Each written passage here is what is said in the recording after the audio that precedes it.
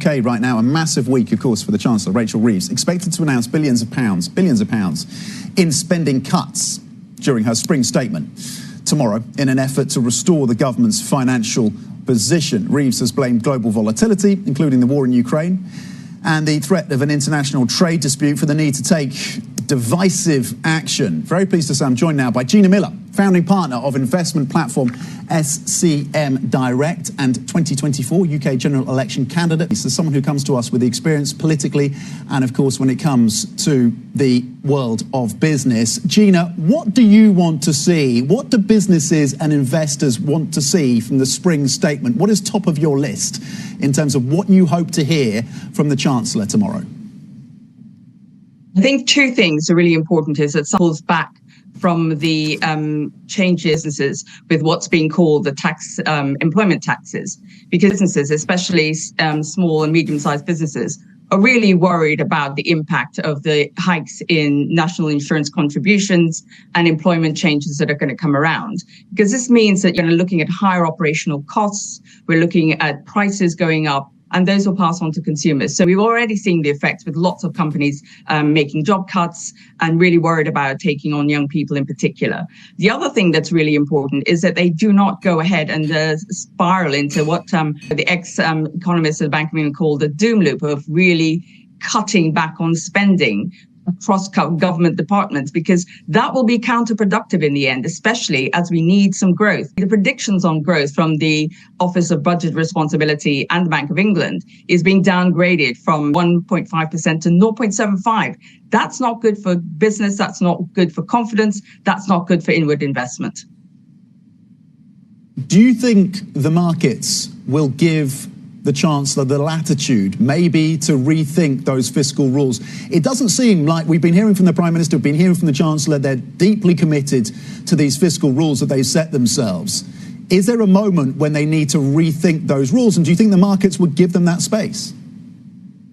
Absolutely. We need to know what is the story that Labour are telling. And at the moment, we're not sure what that is. We don't know what they are as a government, what's their mission, what's their growth and strategy mission. But at the end of the day, when the Chancellor set her fiscal rules, her headroom in October, we already knew that that was very tight. But the world has changed since October. The justification is because of what's happening with possible trade wars, tariffs, and also what happens with the war in Ukraine. But the world has changed, and therefore their rules should change. These are political choices. This is not something that's set in stone. She does have the choice, and they should be looking at making very different choices rather than targeting the most vulnerable in society. A Labour government should never be doing that.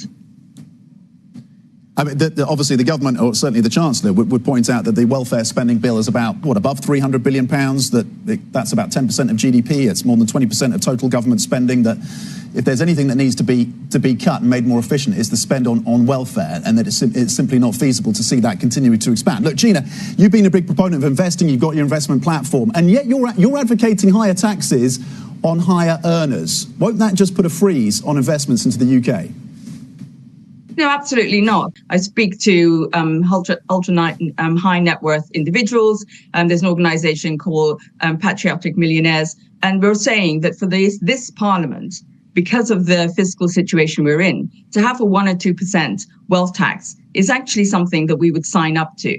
I would definitely sign up to it. But that's not the only choice that the government have. There are other choices it could make. And this is the problem. It seems to be focusing on the disabled. £5 billion potential cuts being announced tomorrow for the most vulnerable in society, when it's got other choices, such as, consolidating pension schemes, looking at actually bringing in a rule where, say, 20% of asset allocation from pension funds. There's 3 trillion in assets sitting in UK pension funds. In 2008, across those pension funds, they were investing about 48.2% in UK quoted stocks. Now that's dropped to 7.6%. There are other alternatives that the government have.